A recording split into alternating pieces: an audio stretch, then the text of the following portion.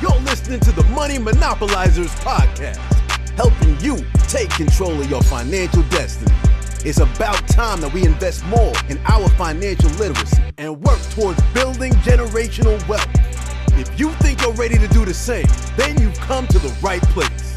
Alex, Marlon, y'all ready? Let's get this bread. What's good, everybody? It's Alex Kamunya here, and we're back with episode 43 of the Money Monopolizers podcast. And I'm here with my co-host, Marlon Walls. Marlon, how you doing today? Man, I'm mixed feelings right now. I'm kind of hyped, kind of drained after all the talking we just finished doing, but I'm still hyped because this episode I've been looking forward to this one for, I guess, the last week and a half since we started talking about these our guests we're bringing on today. I mean, I was literally just everything that I was hoping it would be, and then some after when we finished talking to our guests. I'll let you introduce them, but hey, this was definitely one that I'm gonna hold probably like number one on my list for a long time, because I'm taking that. I know reason being because I'm gonna take action on everything that they said in here, and we're gonna hit the ground running with this one. So I'm excited to share with the audience. I'm gonna let you go ahead and introduce our guest for today. Yeah, 100. I think this was a super dope episode. We had Byron Sellers and Sharnice Sharnice Williams from the Mobile Home Elite Investors on the podcast, man. We are bringing the heat, y'all, on this show, man. I'm telling you, y'all get so much value. Y'all don't realize. I'm telling you, y'all don't realize how much value we bring into y'all for free. Like, bro, this episode that we just recorded, bro. I said this a couple weeks ago, right? With the vending machines, right? But there is nobody better that we could have brought on this show to talk about mobile home investing than who we just got on this show today. Because the thing about them is that, number one, they've been doing this for, I think over 3 years now, but they are killing this mobile home investing game, man. They got a real good portfolio of mobile homes that they've, they're renting out, at least own, but they're renting out that they own. And they've been flipping mobile homes. They've been in this game, and they're doing a lot in the mobile home games. And then on top of that, they're teaching people how to do this, which is huge. They're literally changing the narrative. And, they talked about it in the show, like they've probably been driving up the prices of mobile homes. That's how much they've taught it. Like they've done it so, like, they've taught so many people, educated so many people through their platform, Mobile Home Elite Investors, that they're probably driving up the prices of mobile homes. But the thing about this episode is that I think one thing y'all should take from this, really, we could say this every week, I could say it for every episode, but it's the mindset that comes with getting into this. Because a lot of people will see this and be like, oh, mobile homes, what the heck? I didn't know people was buying that. And then think, oh, they might be cheap, or this is easier, low barrier to entry. Like, you can't come into that with that mindset into this stuff, because this stuff is not a game, bro. This is serious. And they, like I said, they're killing it, and they're teaching everybody to do it, or they're teaching a lot of people how to do it and how to do it successfully. And that's what I loved about them. Marlon, I mean, what did you think about it? No, I love the part where they started talking about the process to get that first deal. They talked about how long it took them and how they weren't just trying to jump in because it's like, oh, this is something that's like a new fad right now. They're not jumping in just because we're trying to get rich quick. It is a process, and it's a mindset that you have to have in order to go through that process and in order to get to where they are today. These, like Alex said, these ain't just no average everyday dudes that we bringing on here, man. This is like cream of the crop. Like, we went straight to the top for the Mobile Home Elite Investors. Like, this is the Ivy League of mobile home investing, and y'all just finna get it. Like I said, we can always say free game, bro. This is it. Like, if y'all learn from this one, then I don't know, we ain't doing something right. Matt, y'all ain't doing something right, but nah, it's definitely not that. Yeah, it is. Like, bro, this is gold information right here. Y'all definitely need to take heed to this one. This is one of my favorite ones for sure. Nah, facts. And it's crazy because, a lot of people see the mobile homes and they think like, there's no opportunity, or like they think it's a stigma with the mobile homes, right? You think of trailer trash, you think of all that stuff. But the thing about it is, like, those kind of things, or it's like everybody got a stigma about it. Those are the things with the best opportunities. Right. And, the ROI in mobile homes is off the charts, bro. Like, it's not many investments you're gonna get a cash on cash return on investment like you will on mobile homes, because when there's things that people are afraid of, then that's where the opportunity is. Like Warren Buffett always says, when people are greedy, be fearful, and when people are fearful, be greedy. I ain't gonna lie, this dude was dropping a lot of gems that was in that course too. So y'all better just put a thumbs up for this one. Honestly, just put it already right now. Get a 5-star rating. This is before you even listen to it. It's that good, bro. Promise. But yeah, let's get right into it. I think we ain't gotta waste no more time. Let's hop right into this. What's going on, Byron and Sharnice? How y'all doing? Man, bless. Good to have y'all on today. So yeah, like I told y'all before we started recording, we've done a lot of research into y'all, and we see that y'all are killing the game with mobile homes. Like I know people refer to them as a trailer trash or trailers or whatever, but y'all just completely changed the dynamic of what they are and like what they can provide for not only yourself but for people as far as affordable housing. And so we really want to dive deep into your entire journey, but we want to start off a little bit just to get to know both of you personally. Real quick though. Before we get into that, I want everybody to know we got legends on the show right now. Yeah, for sure. We got legends. Like give they props, bro. This ain't we ain't just find nobody off the street. Like, yo, you got a mobile home? You come real quick, talk about mobile home. Nah, we got the GOATs on the show. So appreciate that. Just to start off, can you give us a little bit about both y'all upbringings individually as far as financially, and then talk a little bit about how y'all met and then how y'all got started with investing in general? For myself, man, my household I was blessed to have, my two parents in there. My dad, middle class worker, worked for the Chicago Transportation Authority. So he's a mechanic. My mom was blessed. She was pretty much a stay-at-home mom. And that kind of changed in about 94. And one thing about my background when it came to financials, right, my dad led an example of, what a father should do for a household. But one thing that, looking back, credit. My parents got into the credit game, and, my mom's from the projects, my dad from poverty. So sometimes when you get people, money that they're not used to managing, they run up things. So life changed after 94. We got into some debt. And I began working at the age of 10. I had a paper route. And that money was legit to support my family. And I had a paper route. I hustled a lot. I had paper route for about 4 years. I hated it. But, my dad would give me $20 out of my $500 check and tell me that's what hard work is. So I had a strong work ethic at a young age. I remember I got introduced to being a caddying for a golf course. So that was my first time looking at real wealth around golfers that, they came on a golf course and talked about putting $1 million plays together. And here I am, 15 years old, like, yo, I want some of this, because nobody around me drives a 745 or a Range Rover and things like that, right? Like the Monte Carlo was the best car, or the Aurora was the superstar car in my neighborhood. So, just to kind of fast forward, I was the first one to go to college. I got me a corporate job. That was a win-win. My family looked at me as the breadwinner, and I was only making $40,000. So, fast forward to that, I was curious about being an entrepreneur, let's say around 2015, because I was broke. All right, I was living check to check. I was making $67,000, but I only had $200 per check to my name each pay period, because everything else went to bills and debt. And I knew that couldn't be life, right? I was around friends, and all we did was get high and play 2K. That wasn't life for me. You know what I'm saying? that wasn't life, and I wanted more. And that's when I started diving in Rich Dad, Poor Dad, and just really started engulfing myself. And March 3rd, 2017 was the day I was fired, and that's when I began my entrepreneur journey. Yeah, and for myself, kind of similar to Byron, I had both of my parents, they're both still married. My mom, she's an accountant. My dad, he had a good paying job. He worked for produce for the grocery store. So, based on my mom being an accountant, I can say as far as my upbringing, like the financial piece, but that corporate financial piece, I feel like was really instilled into me as I was a child. Like, my parents, they made sure I had a credit card like when I was 18 and 19. My mom, she managed that.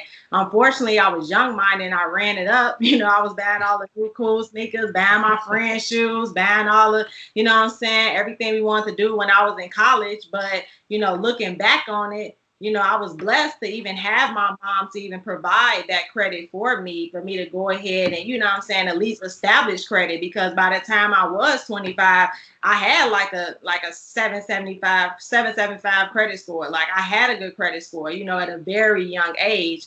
So, I was very blessed for that. I will say when it comes to entrepreneurship, I didn't have that in my family. My family, even like my aunties, my entire family, my brother is very corporate.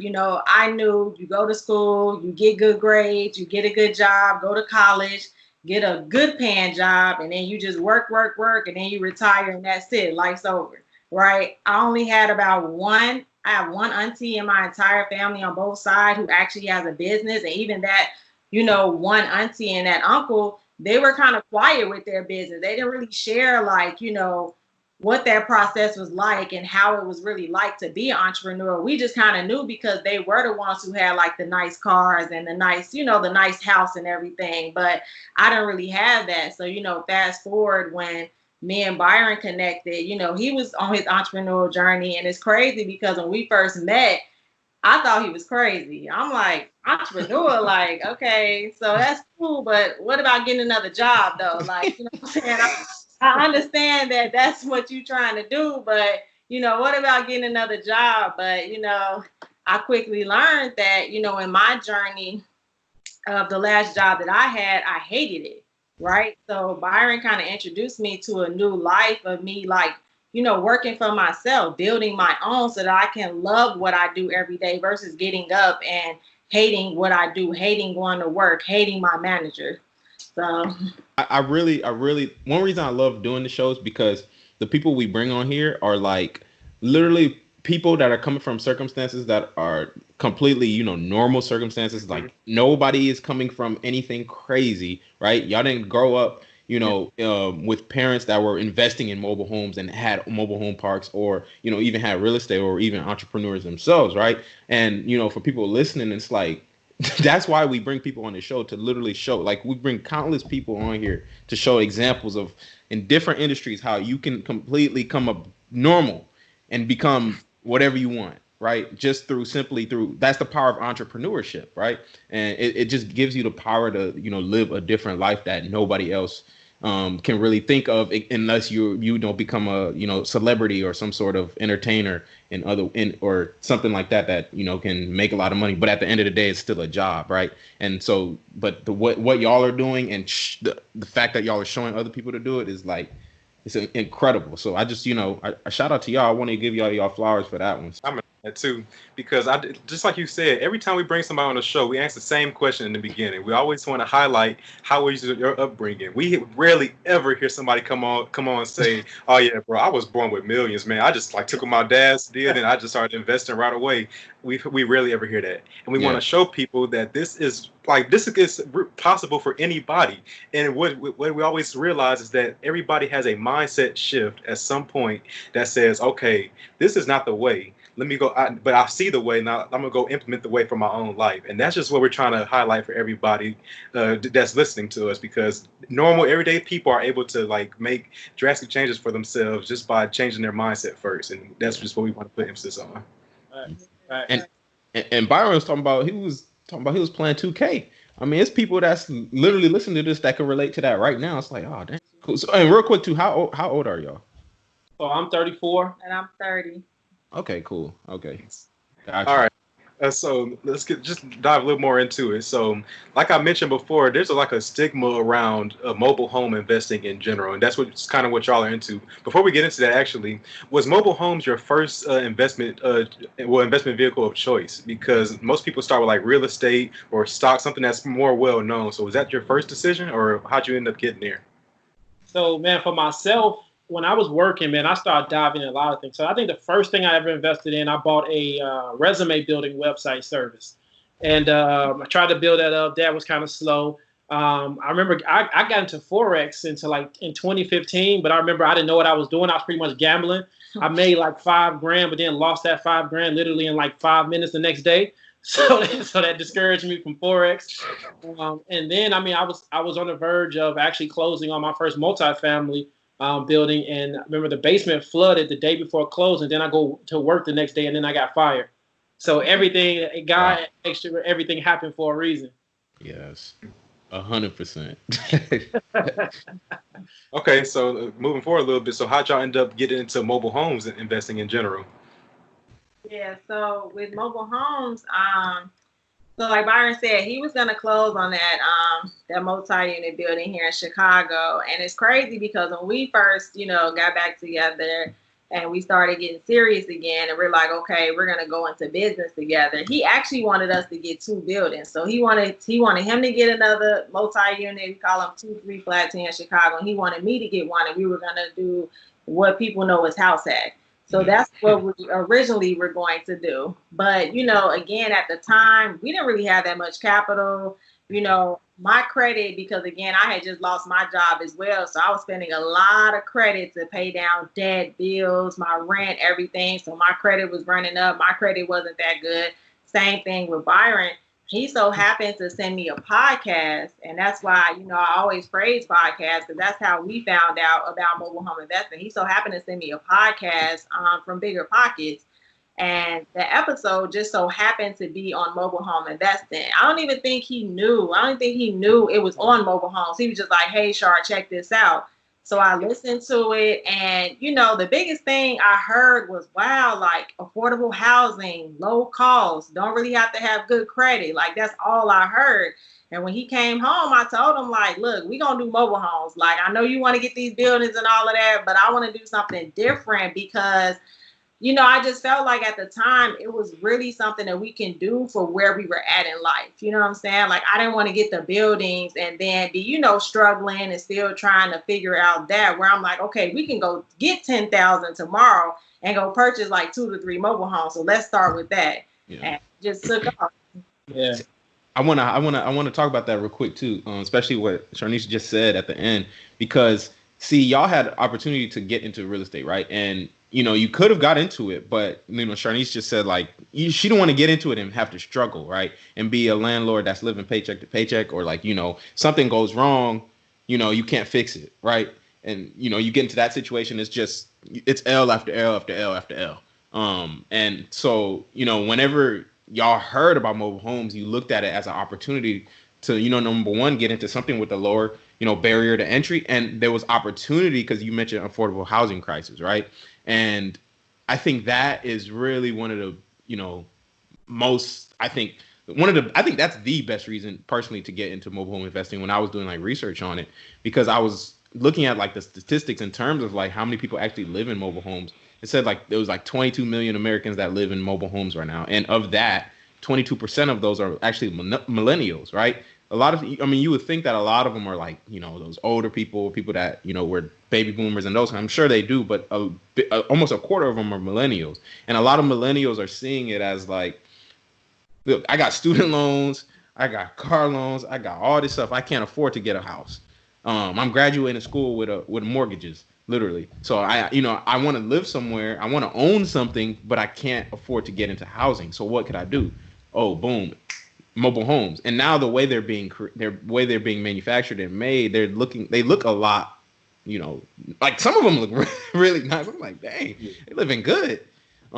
So that recognizing that opportunity was huge. Do y'all think that's like the future of housing, where it's going? Yeah. So really, I'm gonna be honest. Mobile homes threat the builders. That's why they're heavily regulated. Because you have to understand, mobile homes are made inside of factories. It's an assembly line system that builds a mobile home. So you got to think about it, right? When you see new houses being built, you have skilled workers, you have people out there that's brick mason, whatever they are. You have a lot of people that are actually putting this house together. Whereas a mobile home, now you have machinery putting it.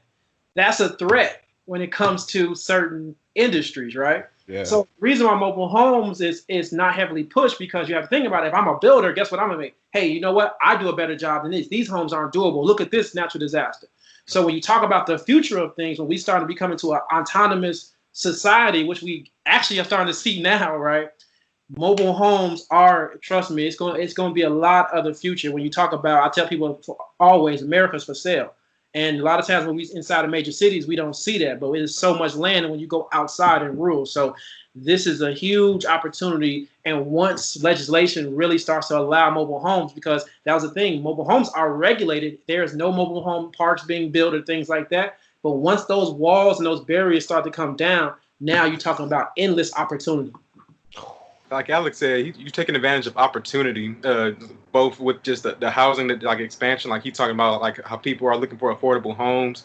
And I think another opportunity that you're taking advantage of is the fact that it's lucrative. Like it's not oversaturated. I heard y'all say one time on another episode where y'all said, I've never heard someone say, man, somebody beat me to that mobile home. I wasn't able to get it because somebody else bought it. And that just shows how. So can y'all like just touch on how lucrative it is in general?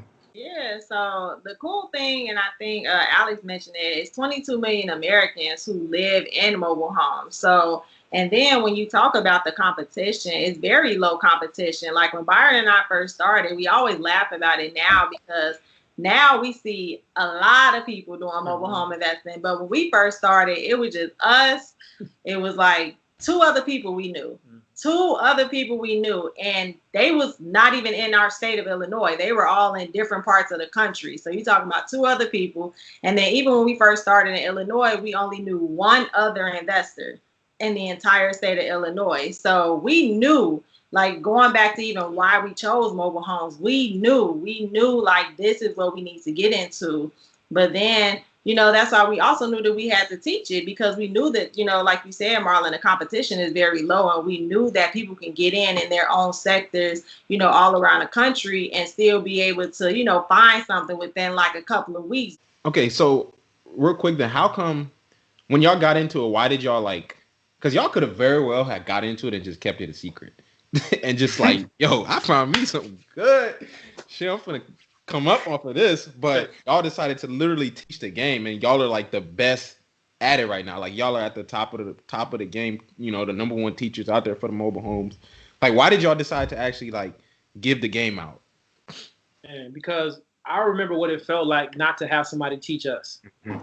I remember being that person that always like, man, I wish I had a mentor this way. I wish, even in real estate, right? It was, my realtor was pretty much coaching me on how to do it in books. Like I didn't have anybody that was kind of giving me the step-by-step guide, and my realtor hadn't even done it. You know what I mean? So it was something for us to say, you know what, I remember what it was like to be broke. I remember it was like, you know, the struggle. And it was just like, I made this for that person, right? Or I made this for the person that wants to diversify. I wanted to give somebody step-by-step, and how can we make it in layman's terms that they can go out and take a blueprint and say, you know what, like I made a lot of money off this, but at very, very low cost. And I think that right there has rewarded us, because I mean, we've been able to have so many, you know, wonderful connections. And I feel like if we would have just kept it to ourselves, yeah, we'd have just been mobile home investors, right? But the fact that we were able to share with thousands of people, that's helped us to get wonderful deals. That's helped us to, you know, I mean, be inside of in certain networks that we would have never saw ourselves in, and just the opportunity. So now it allows us to really plan for the future and see how, you know, how can we keep on and taking this thing to the next level. The fact that you decided to share, and as opposed to keeping it all to yourself, you're able to bring yourself more network, be able to put more people that are in your corner that's going to be able to support you along your journey, as opposed to trying to keep it all to yourself. Because what you realize is that when you're selfish, you end up not getting as much as you normally could, because you don't want to share with anybody else, and everybody else is the ones who are going to give back to you if you give to them. I think we've seen that ourselves with our podcast. Like we have brought ourselves opportunities because we are choosing to give back before we're trying to always keep everything to ourselves. Yeah. And I think that's been like, that's paid volumes for us just by giving back, just through this podcast, through our platform in general. Yeah, it's real. It's real. I mean, what you reap, you will sow. So then let's kind of get into the intricacies of this a little bit then. As far as like when y'all got into it, how did you know, what does a typical deal look like within mobile home investing, and really like what is y'all strategy, and how can you kind of just walk us through that? So really, the first thing we always tell people is, you know, it's a lot of online tools, you know, to kind of see houses, but we always tell people go out there, and here's the strategy. I tell people, go on Google Maps, type in mobile home parks, and what that allows you to see is everything that's kind of near you, with, you know, driving in distance from you. and map it out and start really going to the parks. Because here's the thing, like, you can go online, you can see pictures and things, but going to actually see what the community is like can kind of determine if you're going to get buyers or not, right? Because you might find a nice home, but if you don't have anybody who has a desire to even live in that community, you know, you're just buying a nice home and then you scavenging for people. So, you know, really we tell, you know, just really getting in interactive relationships. That's the biggest thing about our business is we teach relationship building. You want to have a relationship with the gatekeepers, whether that's the owner of the mobile home park or the park manager. Like, when you have a relationship with them, now you have ability to receive property. So, you know, when you're analyzing properties, the first thing you go on, you're looking at the outside, right? If it has good bones. When you go inside, you want to step on every nook and cranny of the home. You want to looking for soft spots. You're looking for any structural damage. Also inside, you're looking at the roof. You hope there's no visible holes. If the electricity works, if the plumbing turn on water, you'll see everything is fine. That's a great home when you come in, because now you know anything I just got to do cosmetically. All right. And also the furnace. If you're in a climate where, you know, it gets cold, you want to make sure the furnace works. Now, if those things work, the cool thing, you can stay under $3,000 under repairs, right? Because again, you're just doing all cosmetic work. And then in the community, if you're driving the community and it looks like it's pretty full, you have a good opportunity of selling that house. So Sharnice and I started a strategy. We weren't buying anything over $5,000, but again, that's for our market. So, you know, the biggest thing is, what is your market? What is your market demand? You know, are you asking a park manager, hey, how much are your used homes selling for? How much are your new homes selling for? Now, you know, you kind of got a median, right? And then I tell people too, you can price your home at whatever you want to. There's no regulation. You're looking for one buyer, right? So now, how can you continue to market your home? And how can you use all the online sources to market your home, you know, outside sources, where it's bandit signs and things? Like, how much traffic can you get in this home to get that one buyer to get what you're looking for? Yeah. Okay. So then y'all are, well, is the best way to like find a home, is it actually going to the home first, or like going to the park first? Or is it like, you know, going to Craigslist and like looking for something online and just like, you know, trying to go like see how that looks and then moving the mobile home? Like what does that typically, like, what is the best strategy for that? Okay, so we always say go to the park first, because you can find a home on Craigslist and they're probably going to say like, oh, this home is free. But then now you're stuck with paying for the move. And okay, first let's back up a little bit. If it's a free home, like Byron talked about, some of the repairs that can come with that, it's probably going to be a lot of things that need to be rehabbed. So now not only are you taking on the rehab costs, you're taking on the moving costs, the setup costs. You have to find somewhere for the mobile home, right? The mobile home needs a home. So now it needs either another private land or it needs a park to move to. So we always suggest, if you don't have a relationship with like a park manager or like mobile home dealers in your market, then we don't suggest moving your home, especially for your first deal. We say you definitely want to start off in the actual mobile home community. You know, like you said, Alex, we say that the best strategy is to actually just go to the park, you know, like Byron talked about, just drive around, start looking for sale signs, you know, stop in the park manager's office, have a conversation with them, ask them, hey, do you have any used homes for sale? What are your new homes selling for? That way you can just start getting that median number like Byron talked about, and you can just kind of know if this park has homes within your budget. Yeah, and then to add, like, what that does is they get to see your face, right? So again, if I find a house on Craigslist, or let's say I find a house on Facebook Marketplace, and I'm talking to the owner, I don't really know the owner's situation, right? He may be trying to get out the park. They finesse. You'd be surprised. A lot of times, there's a lot of finesse going on, right? So now, you know, I'm thinking I'm gonna buy this home and things, but it turns out he owes the park, you know, $4,000 or something like that. So when you build a relationship with the park manager, they gonna let you know what's going on, right? Because now the park's job is to fill the park.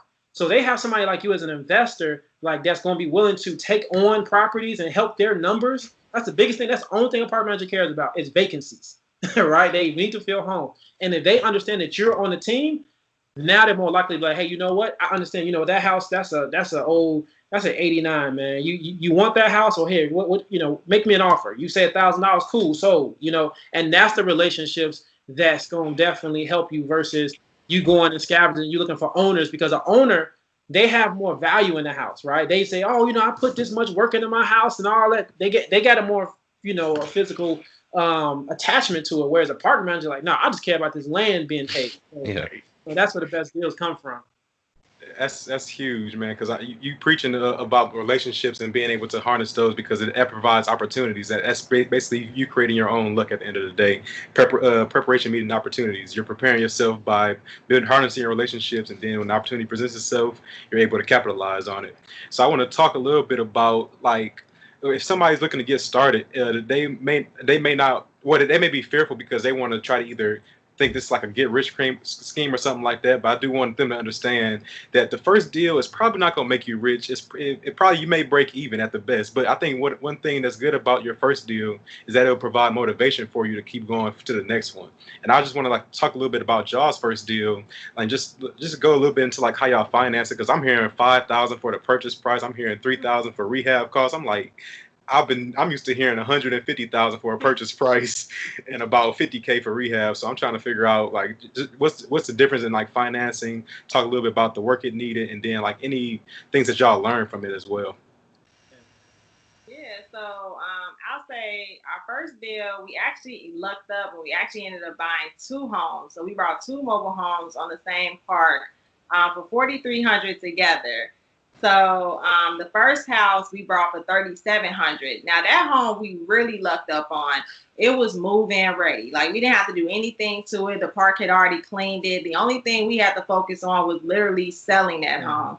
But I want to take a step back because it took us a while to find these deals. So I think that's what you just kind of touched on, Marlon. Like, it wasn't a get rich quick scheme. It's not something that we just went out one day to one park and was like, oh, this is the first day we found it. Like, no, we were like searching for months, like at least like, I think it was like 3 to 4 months before we actually closed on these deals, because we were driving, we're from Illinois, but we were driving to Indiana. We drove to Cincinnati, Ohio. We drove to Michigan. We were going everywhere just trying to find the right deal. I mean, we went to numerous of parks. We talked to numerous of park managers, but again, we waited. We were patient. We were patient in the beginning. And I think that's why it worked for us, because we actually waited until we found the deals that worked for our budget. So just going back to the deal, so we brought that one for $3,700. Again, it was move-in ready. Then we brought another one for $500. So that's why together it was like a bundle deal for $4,300. But the second house needed some rehab, and I'll let you talk about that. Yeah, so we put the second house, we put $3,000 into it. And the cool thing, again, we didn't know what we were doing. We had her father, her dad's friend. They did all the work for us, and I learned a lot kind of being on there with them, and just to see the ins and outs of a mobile home. I got under the mobile home. It was crazy, man. I got really involved, and that's what really helped me start to see. So my next deals became easier, but that particular home, to break down those deals, the house we bought for $3,700, we ended up selling that for $9,500, and then the house that we were all in $3,500, we ended up selling that for $10,000. So we literally at the beginning we took out a $10,000 high interest loan with 24% with 24% with Lending Club for $10,000. We literally flipped that to $19,500, and that's when we knew, like, this is it. It's it right here, y'all. Hold on. So the first one you say you bought for $3,700, sweep the floors, and sold it for $9,000. $9,500. Yeah. Yep. And I'm gonna tell you, that home was originally listed. I'm gonna tell you the funny thing is, I'm gonna tell fellas, man, listen to y'all queens. Definitely listen to your queens, because Sharnice told me to lowball. At first, for the house they wanted $8,000, and then for the other house they wanted $1,500, which still is very, very low. We're talking about for homes, right? Yeah. So Sharnice was like, "Tell them $4,000." I was like, "Whoa, that's disrespectful." Now I don't know if I should tell them that. And I knew I should have hopped in and took over, but I was like, "I'm gonna let him be a man and come back and show me something." So I mean, $300. I was like, maybe the $300. Ooh, he's like, deal. I was like.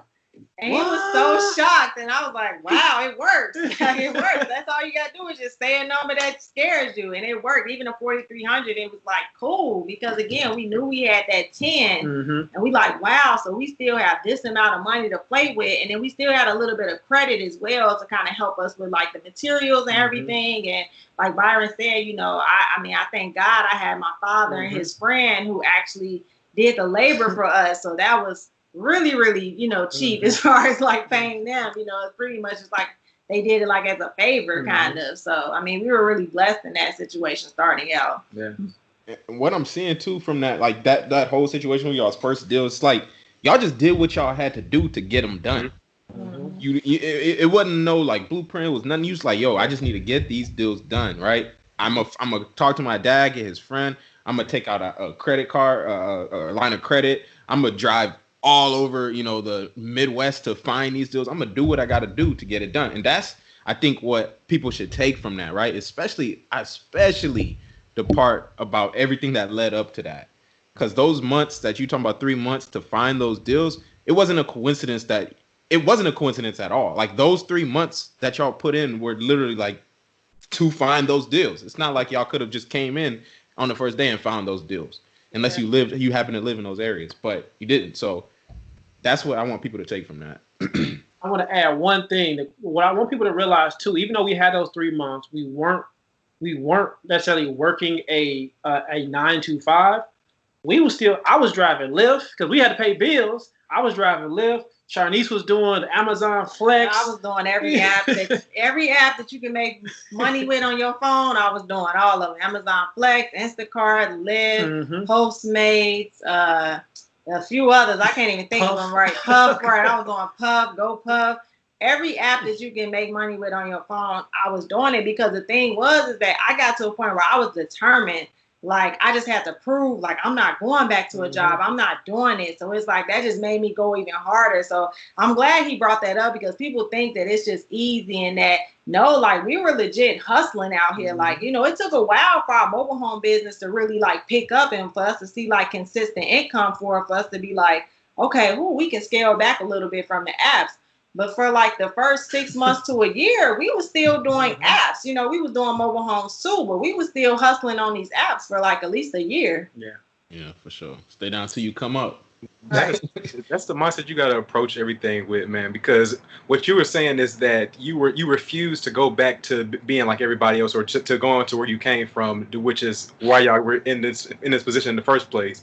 Where I came from put me in this position, and I'm not going to go back so I can just keep on that rat race, keep on that same wheel. I'm about to make something different for myself, no matter the cost. I'm going to find a way. I'm going to say, how can I, as opposed to I can't do something. That's so big, man. Go ahead. And the last thing I want to add to that too is that's why I don't be worried about competition, because I know for a fact 95% of people are gonna give up after those first week, 2 weeks, 3 weeks of like, damn, I can't get a deal.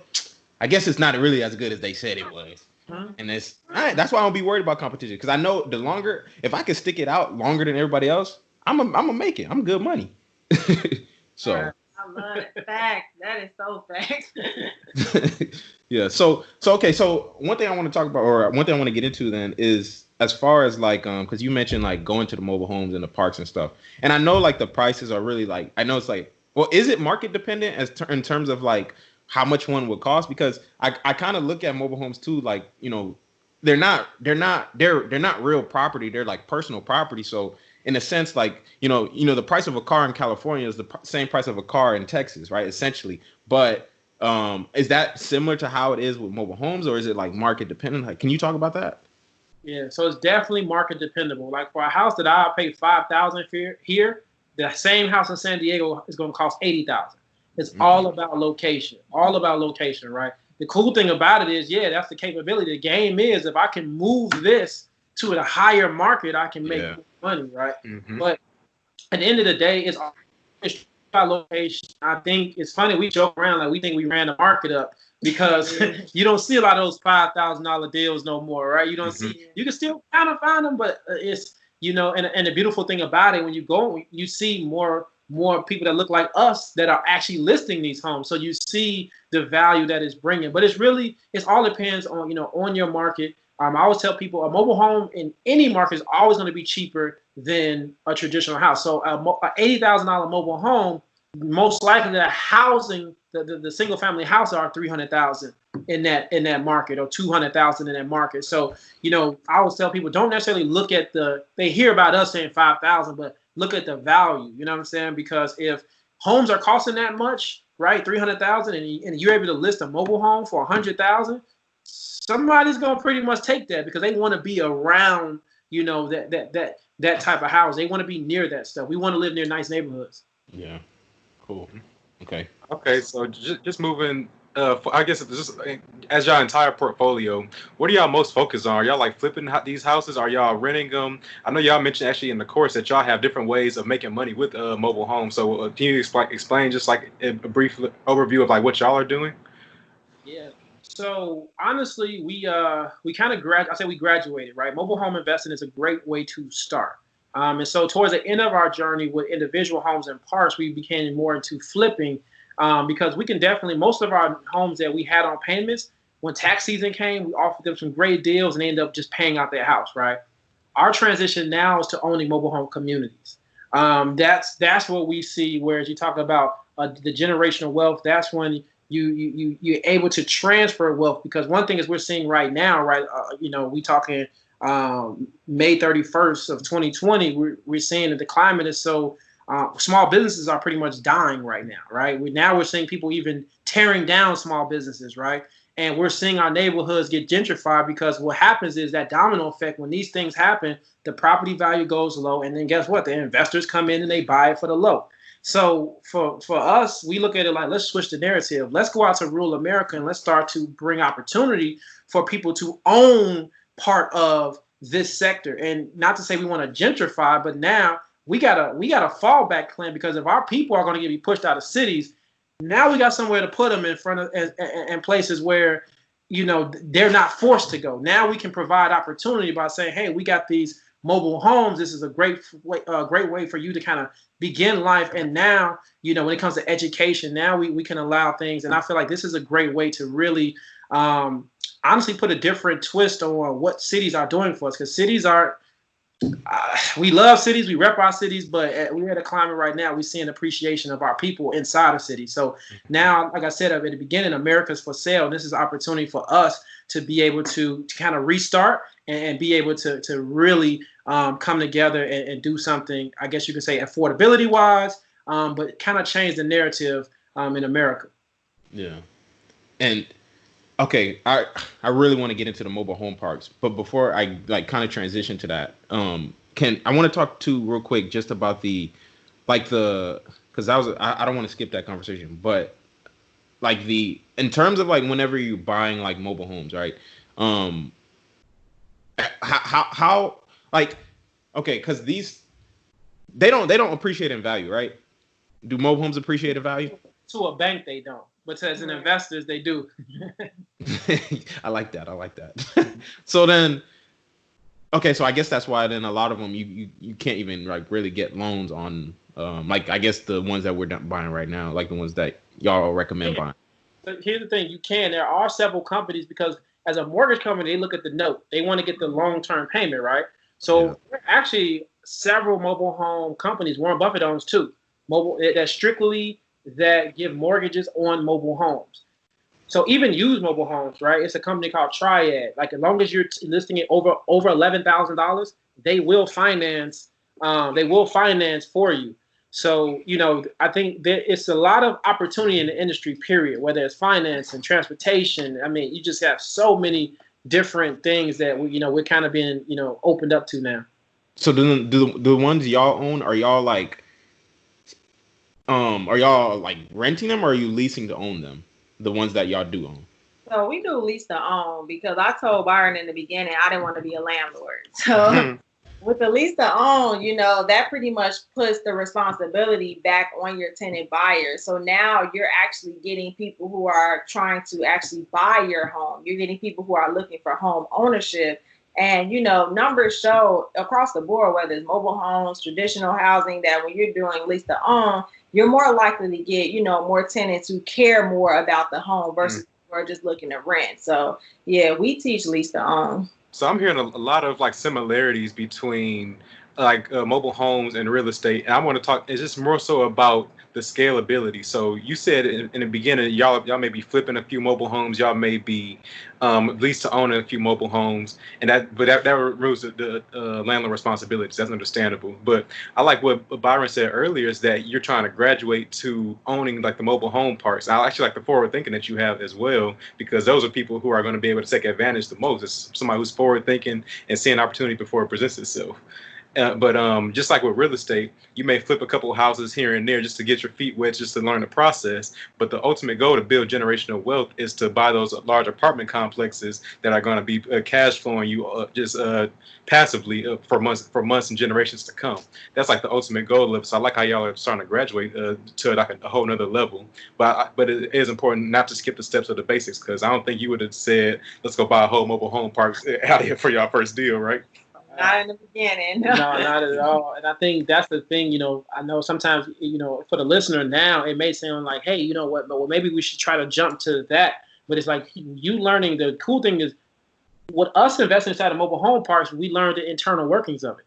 Yeah, because I have to hop in really quick, because it's funny because, by us doing this and just, putting ourselves out here, we've been in contact with a lot of mobile home park owners, and they're kind of what you described. They're people who have just brought the park, but they don't know what to do with the homes in the park. They're just concerned about the land, of course. They know how to do the landscape and make sure, everything is working as far as like the sewer and everything like that. But when it comes to the actual homes, now they're reaching out to us because they're like, okay, so what do I do with these homes? How do you have them? And, that's why we always say, because we get a lot of people in our DM and our email like, okay, well, what about the park? I want to buy a park. And it's like, that's cool. Like, you can do that. But I think you should, scale back and just do a few deals. You don't have to do a lot, but at least do a few homes so you can just learn the basics, learn about mobile homes in general. So that way, when you get a park, everything, not just, that one-sided, but everything that is to come with mobile homes.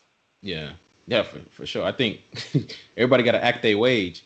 And I think one thing I do want to ask about, like, the mobile homes in general is, what is actually considered like an old mobile home? So 1976, anything 1976 or older, pre-HUD.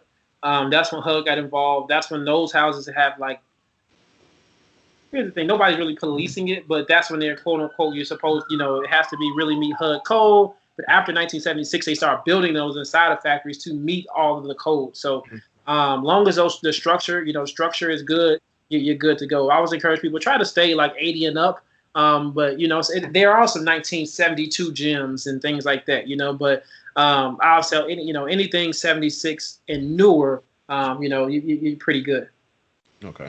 Okay, I think you mentioned like inspections, like just getting up to code. So can you explain like that process? Because I've heard like it's a little bit different between like the inspections for mobile homes versus regular houses. As also with like handyman that you may want to look at versus contractors in general. Like it's a little bit different terminology, but it's kind of the same. Some similarities in between them. Yeah. So mobile homes inside of a community. Here's the thing. They don't require inspections, right? Only if you're bringing if you're buying a brand new home, right, on your own land, then that's when you're required to have an inspection, right? But their home is already inspected once they left the factory. Now, when you're talking about older homes, we always encourage to hire someone who does work on mobile homes, so that way they can go ahead and inspect for you and let you know what you're looking at, what your cost is. Is it worth pretty much purchasing this house? And so, again, I guess on the lines of there aren't really. And this could be. I want to give your listeners something. There aren't mobile home inspector companies. So again, you talk about opportunity, right? That's another opportunity for someone to get in, because it's a lot of investors. So people don't know what they're buying. They just see a cheap asset that they know they can make money off of. So if you have people that's able to, because most of the people that do inspect mobile homes are just people that live in a park and they just do handy work, right? You talk about what's the difference between a handyman and a contractor, and the difference is, we like hiring the people direct, right? We like hiring guys direct. It doesn't take, you can get a guy, 3 guys if you want to work on your home, but most of the times we only have 1 or 2 people working on a home, and we hire them direct. And you're just kind of cutting out the middleman and going direct to the source. Now, can you use contractors? Yeah, you can, but you have to. No, but it's all up to your personal preference. Cool. Okay. Right. And another thing is like how you finding these handyman. I know you can find contractors. Like I've heard you can go to Lowe's and find contractors. Contractors are more abundant because real estate is more of a saturated market. So you have a lot of more people that are working as contractors. How you find a handyman in comparison? Yeah. So one thing I started doing was any mobile home community, I would find the guys who work in the community, who work for the park. And then I would ask them, hey, you looking to make some side money? I would ask permission from the park manager first. Like, do you mind if I employ your guys on the weekends and things? And they're like, yeah, fine. Because they understand that guys can use some money. And I normally try to target guys who live on the park. Because I know if you live here, you can't give me no excuses of why my home ain't done. And I know where you live at. So so that's my best encouragement is look what resources the park already has. Okay, yeah, that goes back to the connections that you were talking about earlier. It's just about networking, building relationships, and then you're able to find relationships from those relationships. It's like friends of friends. You get to know somebody because you know somebody else. That's big. Okay, so after you have renovated it, or you mentioned earlier that an inspector or the handyman may go in and say if this is worth buying because we can rehab it in order for it to be sold for a profit. How do you know what to list the price for? Is it like similar to real estate where you have comps or something like that? How you know like how far you can go? So really, I think Byron mentioned it earlier. You really can just list it for what you want to list it for. Like I know it sounds crazy, but I mean that's the truth because you're only looking for one buyer. It's not really comps. You know, we always say you definitely want to know your market, so you definitely want to be in line with what the community is already selling their used homes for. So if you see used homes in that community are selling really fast for around like let's just say 15,000. Then you probably want to list your home for close to that because again, you want to find a buyer right away. So it's kind of just, basing it off of what is selling it, what's the price point in that community, like for new homes, used homes, and then just kind of finding that median ground. But again, it goes back to let's just say homes are selling for 15,000 and you're like, hey, I'm gonna list mine for 18 because again, I'm only looking for one buyer. Yeah. And you still have the opportunity to do that. Right. So is the buying and selling process like I guess it's similar to a vehicle, right? You just probably go to the tax assessor office and you just transfer the title or. That's simple. Literally that simple. That's what I love about it, right? We don't have to go get a title company and set that up. Most of the times the park managers are already notaries. Oh, wow. Right. So you got them on deck. We closed I think our first 10 houses we closed inside of our house, like inside the mobile home. And literally get the check same day.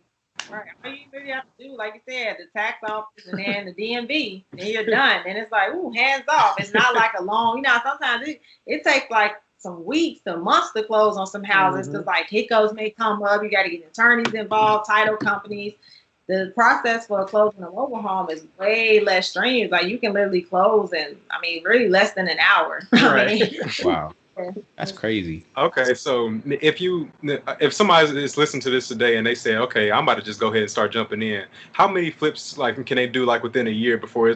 I'm sure is there any ramifications for the number of times you can do a purchase and then sell it for a profit?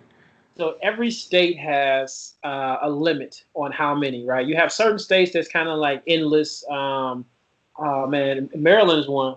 Yeah, Maryland is one that you can just do as many as you want.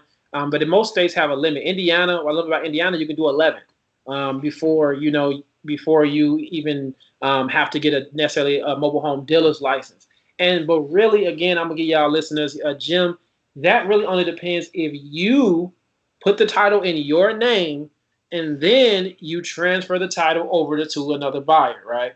That's when it counts as a sale.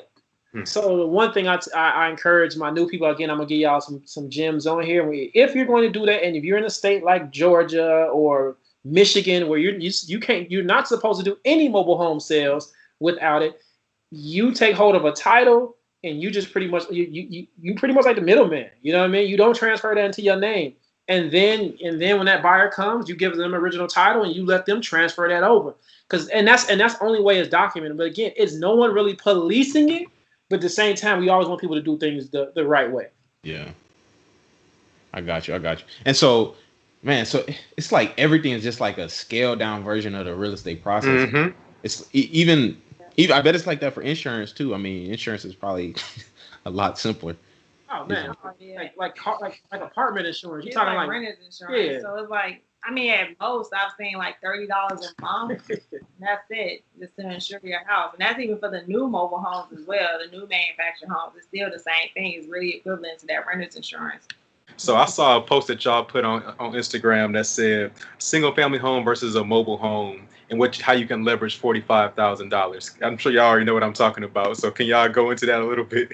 Yeah, no, for sure. I know Sharnice had made that post. And I think a lot of people were like, where you finding houses for 45,000? But they have to understand that certain markets, right? Right. Mm-hmm. Yeah, that's the thing. So when I got that post, it was just, yeah, like I have family down south who do real estate and they buying homes all the time for like 30,000, 40,000. Like that's just their market. So, I did that comparison to show that, you can buy up to 9 mobile homes, right? So that'll be that 45,000. But again, it goes back to that market because we can find homes within 5,000. So now you need to figure out what your number is. You know what I'm saying? So like if you in California and, houses are 300,000, now you need to see, okay, what can I take 300,000 and do in the mobile home business? Even if my market is a little bit higher and mobile homes are 25,000 each, but look how many homes you can buy versus buying just one single family or multi-unit property. And that was my point there, just to show people that, at the end, I hate it to be a versus, but when you talk about the opportunity and you talk about the returns, I mean, for us, mobile homes is always winning. So real quick, then I want to ask just about those parks because I did want to touch on that real quick because I don't really see like a lot of like mobile home parks like being developed and coming up right now. So is it like are there any being developed or is it just grandfathered in or like what's going on with that? So very few are being developed, and here's the reason why. Okay, a lot of cities don't get the same tax benefit when it comes to mobile home parks. Our taxes, since it's personal property, you're only paying that personal property tax and not necessarily land tax. The park owner is saving because he's paying land tax for that entire development that he's sitting on. So when you think about it, you have all of these families that are benefiting from city water, city sewer, and then the average, it costs $11,000 to send a kid to school, right? When you talk about taxes, we're in Illinois, we pay $167 per home. Indiana, I paid $37 for the houses that we had left in Indiana per home. So think about it. If I have kids that living in a home, I'm pissing the city off because it's costing me $11,000 plus. So that's the reason. But here's the thing, like I was saying, we see what's going on right now. We see it. To me, is I'm not trying to be a conspiracy theorist, but it's a new world order going on right now. Okay, no. and it's definitely happening. So if schools close, right, if kids are being educated from home and things like that, now what that does is that allows the mobile home park sector to become another way for affordable and pretty much we will see people have to migrate outside of cities. So I think the development of it, you start to see more modular homes. That's how I guess you can get away from it. If you have modular, if you put concrete down, you're seeing tiny homes, you're seeing container homes. And this administration that's currently in is a little bit loosening up on mobile homes and on land. So I think we're going to start seeing more people develop mobile homes. But that's why so many people are rushing to buy previously existing mobile home parks. And just to give your listeners some facts, mobile home parks and storage facilities are the best performing real estate vehicles during COVID. Best performing. They're getting 90% of their rent rolls in storage facilities. People are still paying for space for stuff that they don't even look at. So when you think about that, it's a huge safety net because affordable housing will always be a need, right? It's going to always be more people who are in need than there are people who have a lot. So, this space is something that I'm happy that God blessed us to share with our people. And I think this is going to be something that's powerful that as we continue to grow and as we continue to collaborate with more people, we're going to be able to play, a little bit more fair on the playing field. Yeah. So then how practical is it then to develop a park? Because I'm thinking of it like in terms of like the development of the actual site, right? Because I actually work my day job I'm a civil engineer in my day job, and I work in land development for residential master plan communities. So literally, like we design houses, like neighborhoods for houses. And whenever I'm out at project sites, like our projects take 2-3 years to develop, like just the land, and then the home builders still have to go build every house, and that takes a whole nother year. It's literally done in phases to build a 500 unit master plan community. But I imagine, let's say you buy 10 acres of land somewhere in the South, right? And you develop the land, you put the sewer in there, you put your streets or whatever you need. Now the way I'm seeing it is like, if you put in a mobile home park there, and let's say you do even put all the houses there, right? They're all being manufactured in the factory, right? And they're literally being transported here. So it's streamlined. It's like a assembly line process to do that. And it's like, bro, that is what everything is going towards. So when you said that, it's like, damn. Yeah. You cutting your project down by almost a year and a half. Because the key thing you said, it takes the builders another year or a year and a half to build those houses up, right? Mm-hmm. And that's the part that I understand, that is a skill part, and that is part of that what has built America up. So you have to protect that, but we're seeing the shift now into automation, right? And that's what the threat is. It's not to say that mobile home parks. No, the threat is we're putting builders out of business if we begin doing this and structuring this. Imagine doing this in cities now, right? Yeah, right. That's what the threat is. But I look at, like I said, America's for sale. You get all of this opportunity, and exactly how you said, right? If you want to develop, now you have that skill. Because like I said, at the end of the day, well, the one thing about mobile home, it's just a concrete slab that you have to really be cognizant of, right? A single wide, it needs 6,000 square feet just for the space. So if you have you have that slab, you're able just to place these homes on it and develop concrete. Yeah, bro, it's a no-brainer. Damn. So I want to give y'all like a little bit of time, like just to plug yourselves, because I know y'all got the courses and everything. So I want y'all to be able to highlight that, and also highlight anything that may have changed within the courses since y'all first put them out. Because I noticed one thing, because I went to y'all webinar this past Wednesday, and then we also purchased the class, and I saw one big thing that I wanted to point out is that the change in Texas in particular for their mobile home parks went from like 3,000 to 5,000. That was huge. So I see that in Texas at least is getting new mobile home parks. So can you talk a little bit about just y'all course and what may have changed since then? Sure. Man, so the cool thing is that, man, shout y'all out for coming on the webinar and buying the course. So, man, that's what's up. So, yeah, the beautiful thing is that, so when we started that course, that was like in the beginning of our journey. I love it because we actually have a new course that's coming out. We're very excited about that. It's going to be way more interactive than our current course. And, our current course, it gives you everything. It's going to give you the blueprint. It's going to give you, all the strategies that we use and that we've learned in mobile home investing. Is for the seasoned investor, and it's for the beginner investor like us who doesn't have a lot of capital and, credit's not so good, but they're like, hey, I want to go out and get a mobile home to just start getting some passive income. So that's what the course talks about. But, we do have an ongoing webinar. So for the listeners out there that's just like, hey, I'm not so ready to jump at the course yet, but I just want to, learn a little bit more about these guys and just about their journey and just about mobile home investing in general. We do have an ongoing webinar. So if you follow us at Mobile Home Elite Investors on Instagram, you'll see that by clicking the link in our bio. The webinar, you can watch it anytime, whenever you're ready. It's about 30 minutes, and it kind of gives you just that introduction on mobile home investing. Some of those how do I get started questions, in my area, we talk about on that webinar. Yeah, and again, we have several different products for people. We have a Facebook group, a community that's really growing, a lot of engagement in that. That's a private Facebook group we have.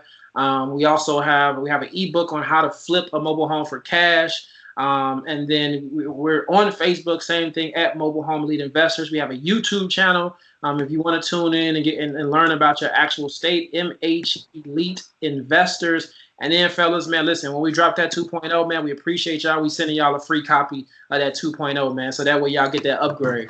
Oh, appreciate that, man. For real. Yes, sir. What's good, y'all? We ain't mentioned this in the episode, but if you are interested in taking the Mobile Home Elite Investors Mobile Home Investing course, definitely hit that link in the description. It is an affiliate link, so we definitely gonna get some bread off of that. I ain't got no shame in asking for that. So definitely hit that link.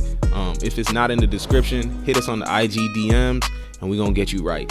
Come on now, we ain't asking for too much. Come on now, help help us out. I mean, we giving y'all this free game. It ain't even a lot to ask for. Okay, bet. So we're gonna wrap it up real quick with the Fast Five. This is just where we ask like 5 questions. And you answer them in 60 seconds or less. Each question 60 seconds or less. And then we'll kind of close it out with that. It don't matter who answered, but what does success mean to y'all? So success for myself, that means just well-being, happiness, overall happiness, right? It's not just a financial number, but it's all about, am I waking up? Am I feeling fulfilled in my life? Yeah, and I was actually gonna say the same thing. It means happiness for me as well, because the money is cool, but I mean, money doesn't bring happiness. Money is only gonna bring you, the things that you want in life, but it's what you're actually doing that makes you happy. Mm-hmm. Yeah. So question number 2, what's your favorite money or business book?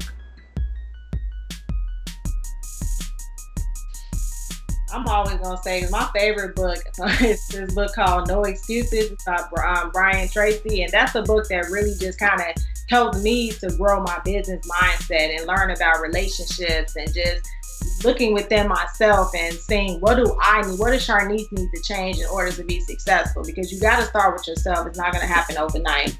And then mine is called The Go-Giver. I can't think of the author's name, but that just pretty much told me the importance of giving in business. And every successful person, that's one of the biggest things, that they give so much, and that's where we receive big blessings. 100%. So then, third question: would y'all rather have $1,000 a week for life or $1 million today? See this all the time on Instagram. For me, I'm gonna say $1,000 a week. You give me that meal, I'm flipping it. So give me the meal up front. My man. I knew he was gonna say this, because we talk about this all the time. Hey, I'm taking that Millie. I'm taking that bag too. I got to. No wrong answers on that one. I think both are good choices, but it's just about like what your perspective is on it. What I don't like to hear is, oh yeah, I'm taking that meal, I'm about to go drop it on a yacht real quick. No, we're not doing that. You're right. So it's all good. So question number 4: if you could go back and change anything about your journey, what would it be?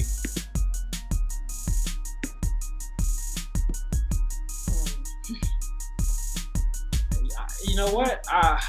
That's a hard one, because I feel like everything made us who we are within the journey. Let me see if I can change back anything. Okay, if I would say this, I would have said $4,000 instead of $4,300. I would have said. When in there, like, I'm listening to my lady full on. Let's get it. So, like, I'm the same way. Like, I think people ask us that all the time, but I feel like everything in our journey, like even when we had the minor hiccups, I feel like they were just lessons for us to fail forward. Like anything that happened. So yeah, that's a hard one. It's all good. It's all good. Okay, cool. Last question then. Where can people find out more about y'all? And so we're very, very heavy on Instagram at Mobile Home Elite Investors. Like that's like our biggest platform. But yeah, we're on YouTube as well, MH Elite Investors. Same thing on Facebook at Mobile Home Elite Investors. And yeah. And then the website, www.mobilehomeeliteinvestors.com. Bet. But this was dope, man. I appreciate y'all coming on here and just talking about this game, giving this game away. You know, it's crazy. Somebody had asked me about mobile home investing the other day, and I was like, dang, people starting to find out about this, because it was just like a random person that I was like, I knew from back in the day, and he asked me about it, and I was like, okay, I guess, people finding out about this now, and I gotta, give y'all the credit for that, because y'all really out here, plugging it and giving it out. Just giving out all the game, all the knowledge, and the fact that y'all even put the course together, man. I think that's like one of the best things y'all did, because essentially what y'all did was package y'all's mind, put it in a digital form, and you're giving it out. And I love buying courses. Like that's one of my favorite things to do, because I think there's a bad stigma about courses, because people think paying for education or paying for something. And it's like, bro, you got to realize what you're paying for. You paying for their mistakes.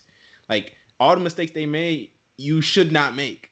It's not to say you won't make mistakes, but they should be different mistakes than what they made, right? So that's what I I encourage people to go get that course, go check them out, and definitely look into this more.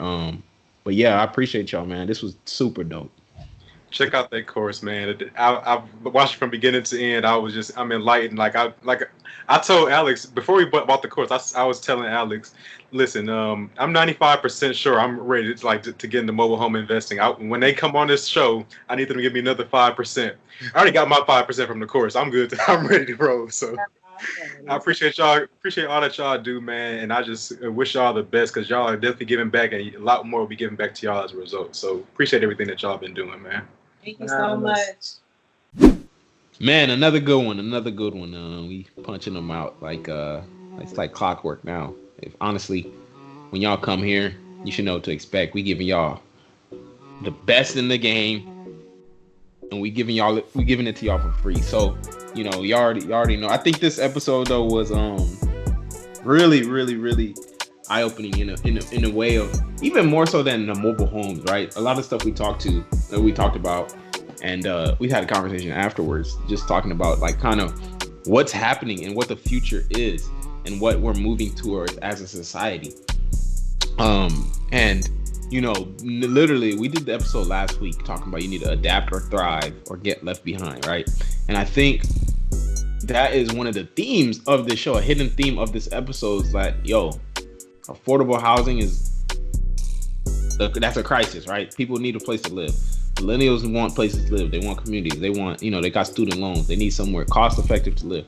And there's opportunity here with mobile homes. And that's one of the things that's coming from 2020 and beyond is you got to find opportunity if you want to become wealthy. Opportunity is the key. And where you can solve a problem or fill a need is where you will be able to, capitalize on opportunity and make money or whatever it is your goal is to make. So I think, definitely understand that and, take heed of that moving forward. I hope y'all got a lot of value from this and y'all could take action off of this.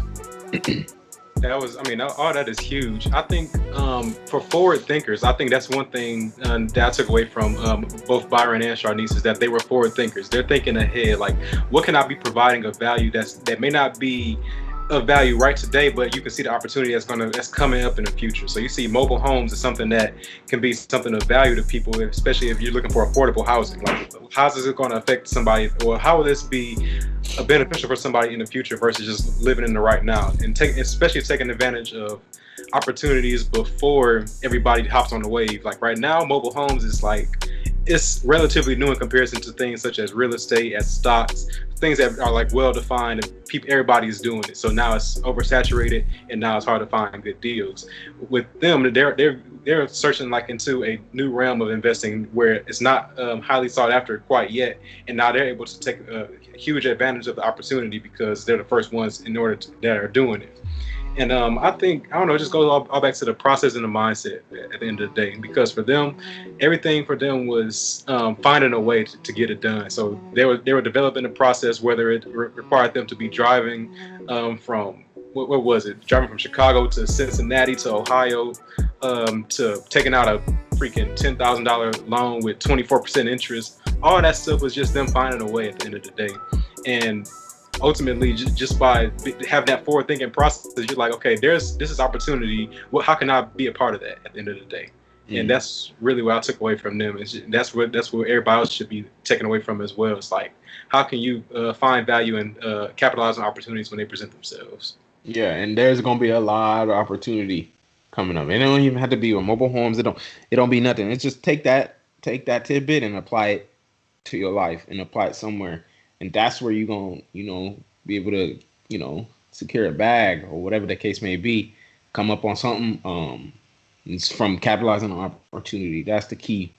I think y'all should take from this episode and then run with that. So, but yeah, real quick too, before we end this episode, if y'all have any, guests or anyone that y'all think you'd like to hear on the show, or you think will be a good interview for the show, definitely, hit us up, hit us in the DMs. Let us know, and we'll definitely try to get them on here. See what they about. See if they got a good story that could add a lot of value to our audience.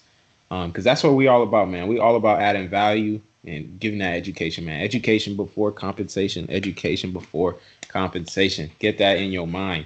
That's what we move into. Well, that's where we've been, but that's the mindset. So, But anyways, that's it for this episode of the Money Monopolizers podcast. New episodes will be released every Thursday and will be available on Apple Podcasts, Spotify, and YouTube. Just search Money Monopolizers wherever you listen to podcasts. We hope you learned something of value today. If you did, we'd appreciate if you rated us 5 stars. Come on, man. You say this every week. Come on, man. Come on, it's true. Y'all know who we just brought on here, bro? Come on, man. Anyways, rate us 5 stars and leave us a review on Apple Podcasts. You can also find out more info about us on Twitter at The Monopolizers or on IG at Money Monopolizers. We post informative content on there that'll keep you engaged. So check that out and share those posts. But until then, we out of here. You've been listening to the Money Monopolizers podcast, helping you take control of your financial destiny. To learn more about how you can be in control of your money, visit moneymonopolizers.com. We'll catch you next time when Alex and Marlon share more personal finance and wealth creation tips with you.